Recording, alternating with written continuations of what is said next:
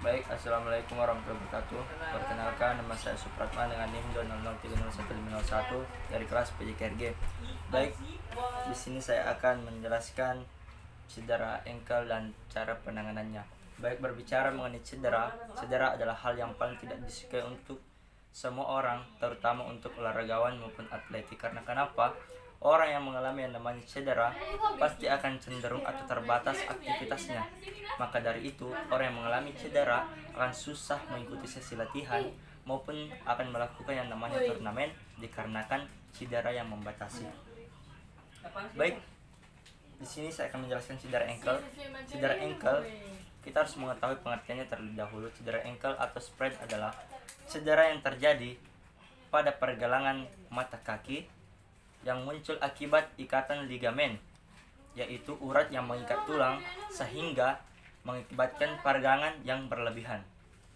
Baik, cedera engkel sering terjadi pada siapapun, terkhusus kepada olahragawan dikarenakan saat akan melakukan aktivitas seperti latihan, mereka tidak melakukan pemanasan terlebih dahulu sehingga cenderung mengalami yang namanya cedera engkel. Biasanya orang yang mengalami cedera engkel yaitu yang pertama akan adanya rasa sakit atau rasa nyeri baik pada saat terjadi maupun setelahnya maupun saat berjalan. Orang yang mengalami cedera engkel akan merasakan sakit atau nyeri tersebut. Yang kedua, kulit di sekitar mata kaki akan mengalami lebam atau bengkak dikarenakan ligamen yang menumpuk tersebut. Kemudian yang ketiga, adanya mati rasa pada kaki dapat terjadi karena adanya saraf atau pembuluh darah yang bermasalah pada kaki tersebut akibat cedera engkel. Baik, selanjutnya faktor atau apa yang dapat membuat kita terkena atau mengalami yang namanya cedera engkel. Yang pertama yaitu adanya aktivitas olahraga. Aktivitas olahraga menjadi faktor salah satu faktor seseorang mengalami yang namanya engkel. Karena kenapa? Olahraga itu kita harus pilih. Misalnya olahraga itu banyak gerak atau lompat seperti sepak bola memerlukan kekuatan kaki. Apabila kaki kita tidak kuat, maka kita cenderung akan mengalami yang namanya engkel. Begitu pula dengan basket, takraw dan lain-lain sebagainya, semuanya itu menggunakan yang namanya kaki. Maka kita harus melakukan pemanasan terlebih dahulu sebelum melaksanakan aktivitas tersebut. Yang kedua, faktornya yaitu permukaan tidak rata. Dalam berolahraga diperlukan permukaan yang rata. Karena kenapa? Misalnya dalam lapangan sepak bola, lapangan yang kita tempati itu permukaannya tidak rata atau berlubang, maka saat sepatu menginjak lubang tersebut, maka secara langsung akan membuat kita menjadi keseleo atau mengalami yang namanya cedera engkel atau sprain. Yang ketiga, kita pernah mengalami atau memiliki riwayat cedera engkel sebelumnya. Jadi orang yang telah mengalami cedera engkel akan cenderung atau mudah kembali untuk mengalami yang namanya cedera engkel tersebut. Yang keempat, memiliki kondisi fisik yang buruk. Ini yang paling penting. Karena kenapa? Orang yang tidak memiliki fisik yang kuat maka cenderung akan mengalami yang namanya engkel. Maka dari itu, sebelum melaksanakan setiap kegiatan aktivitas olahraga, setiap pelatih akan menyuruh anak didiknya terlebih dahulu untuk melakukan namanya pemanasan, peregangan dan lain sebagainya, agar kita bisa memaksimalkan diri dalam berolahraga nantinya dan tidak mudah terkena namanya cedera engkel. Yang kelima, yang menjadi faktor yaitu ukuran sepatu yang tidak tepat. Sepatu juga menjadi faktor seseorang akan mengalami yang namanya cedera engkel. Karena kenapa? Seseorang yang memiliki sepatu yang lebih tinggi, maka orang tersebut akan mudah mengalami yang namanya keseleo. Karena kenapa? Sepatunya itu memang tinggi. Itulah faktor-faktor yang menyebabkan kita mudah mengalami yang namanya cedera engkel saat berolahraga. Baik, selanjutnya kita akan mempraktekkan cara pengobatan pada cedera engkel. Yang pertama itu, kita harus menghentikan aktivitas dan meristirahatkan kaki yang terkena namanya engkel. Biasanya itu seperti pemain bola cenderung mengalami yang namanya penyakit engkel. Maka dari itu, saat terkena yang namanya cedera engkel harus diistirahatkan terlebih dahulu. Tapi terkadang ada pemain biar sudah ditanya bilang kau tidak boleh melaksanakan pertandingan, tapi dia tetap melanjutkan pertandingan tersebut. Maka akibat orang yang terkena engkel akan fatal, akan lama sembuhnya. Nah, jadi yang pertama itu hentikan aktivitas. Yang kedua, segera kompres menggunakan es batu. Nah, ini adalah darurat. Misalnya kita di lapangan, terkadang kita jarang mendapat es. Yang kedua, kita harus melakukan kompres pada bagian atau pada kaki yang mengalami yang namanya cedera engkel. Kita harus mengkompresnya. Misalnya dalam lapangan kita tidak memiliki alat semprot yang biasa digunakan seorang perawat dalam mengatasi cedera engkel, maka dari itu cara yang lain yaitu kita menggunakan es batu. Misalnya es batu itu dimasukkan ke dalam kos kaki, kemudian kita kompres di bagian yang mengalami engkel. Jangan sekali-kali mengkompres menggunakan sesuatu yang hangat atau menggunakan air panas. Karena kenapa?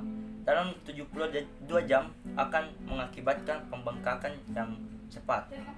Selanjutnya kita melakukan pembalutan di bagian mata kaki. Kemudian kaki tersebut akan diangkat ditahan sejajar dengan tinggi pinggul.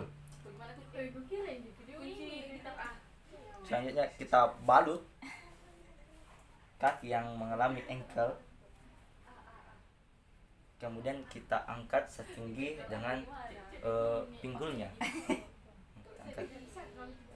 Kemudian selanjutnya itu gunakan penopang untuk mengistirahatkan kaki yang mengalami engkel. Ini bisa dilakukan di rumah seperti ini. Intinya setelah pengobatan dilakukan, usahakan tidak melakukan aktivitas yang terlalu menggunakan kaki yang mengalami yang namanya engkel agar proses penyembuhan pada engkel akan terjadi lebih cepat. Biasanya orang yang mengalami cedera engkel membutuhkan waktu 5 atau 1 minggu sampai 2 minggu lebih untuk memaksimalkan kondisi atau fungsi dari kaki tersebut. Baik, di sini saya akan menjelaskan hal-hal yang harus dihindari pada saat penanganan cedera, yaitu harm. Apa itu harm? Pertama H, ada head atau panas, kemudian ada alkohol, kemudian yang ketiga ada running, kemudian M, message. Alasannya kenapa? Yang pertama itu head atau panas. Panas itu tidak cocok untuk cedera. Karena kenapa? Pemberian panas akan meningkatkan proses pembengkakan pada bagian tubuh yang mengalami yang namanya cedera. Misalnya seperti engkel. Orang yang mengalami penyakit cedera engkel jangan sekali-kali memberikan panas kepada cedera tersebut, tetapi kompreslah menggunakan es batu atau hal-hal yang bisa mendinginkan tersebut. Karena apabila cedera tersebut diberikan panas, maka akan menimbulkan pembengkakan yang cepat. Selanjutnya itu ada alkohol. Kenapa kita untuk menghindari pemberian alkohol pada orang yang mengalami cedera? Karena kenapa? Akan meningkatkan pembengkakan. Alkohol bisa memengaruhi proses pemulihan.